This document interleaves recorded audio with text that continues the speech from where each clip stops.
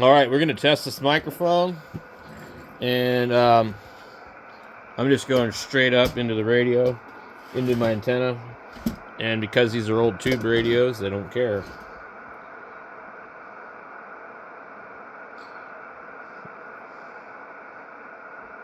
All right, so I've tuned it. Basically, I know I'm on 80 meters. I'm on 3.7, 3700, and my antenna is probably resonant somewhere really close to that. So just by tuning the radio for maximum power output, we don't need a tuner.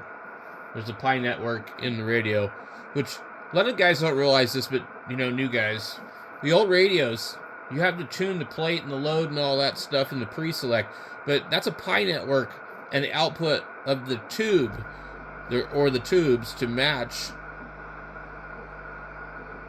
those things to your antenna. It sounds like my air compressor just kicked on, which is strange. Hold on. So, okay, anyway, been having problems with my air compressor. Pressure switch is going out and something else is happening. Anyway, so we tuned this thing, and I can also see that there for a relative output. I don't have an SWR meter hooked to this, but I have the monitor scope, and I can watch the grid current and the power on here.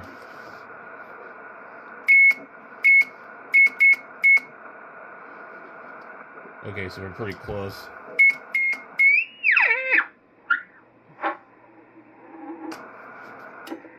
KG7H3R testing 1 2 3 4 1 2 3 4 1 2 3 4. All right, let me get this thing a little closer.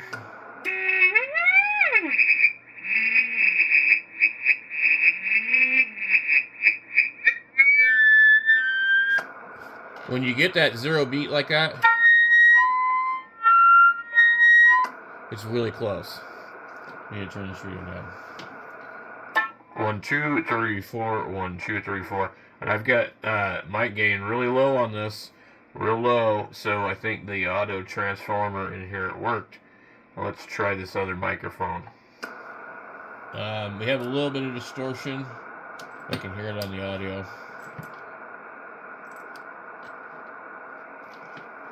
Alright, and that's the hand microphone. 1 2 3 4 Kilo Golf 7 Hotel Victor Romeo.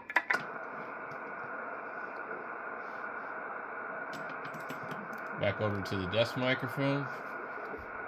And back over to the desk microphone. They sound about the same. A little bit different, but not much. So there you go. Okay, so that totally worked pretty good. I don't remember before, but it didn't put out as much, because these radios, they want that 50K ohm. So this one here, it's only measuring about 2K.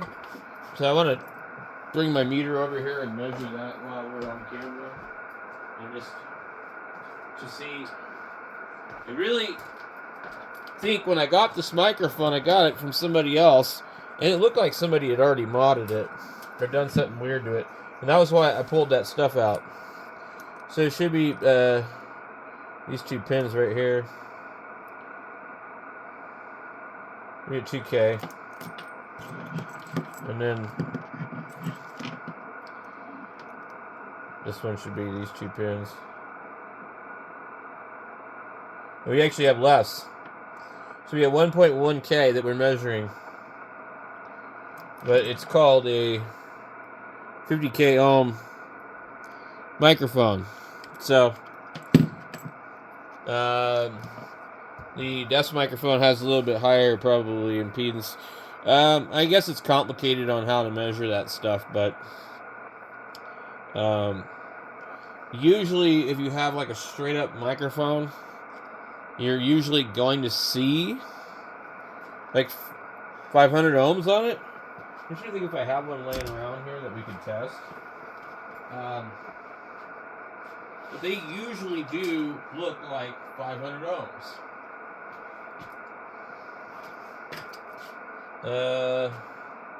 I get a Kenwood microphone over here, but I don't know. This Kenwood microphone is actually high impedance too.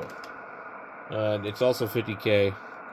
What's nice about the Kenwood twins that I have over here is that there's a switch on the transmitter to use high or low impedance. So you could use a different Kenwood microphone.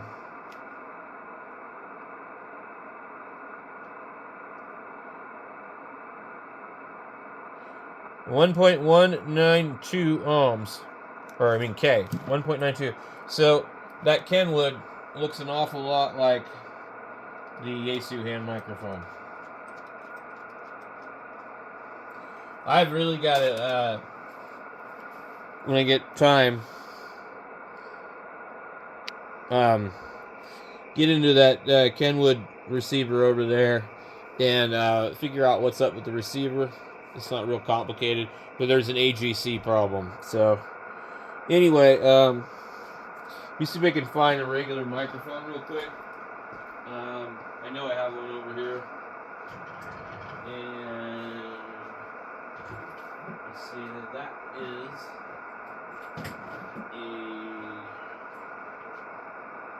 another Kenwood, but I'm looking for just a simple 4-pin microphone. I don't want to really make this complicated. Another ICOM microphone. There was supposed to be just a little cheapo CB microphone I had laying around. There it is. It's a old school JCPenney's microphone. Looks like a paste to me. So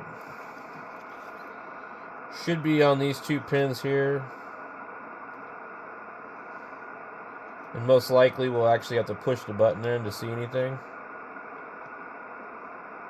So we have 540 ohms. And these microphones, for some reason, will read really close to their actual rated 500 ohms. So I don't know why the 50K reads 1K, because that's not even close. But that's what I've seen with most of that stuff.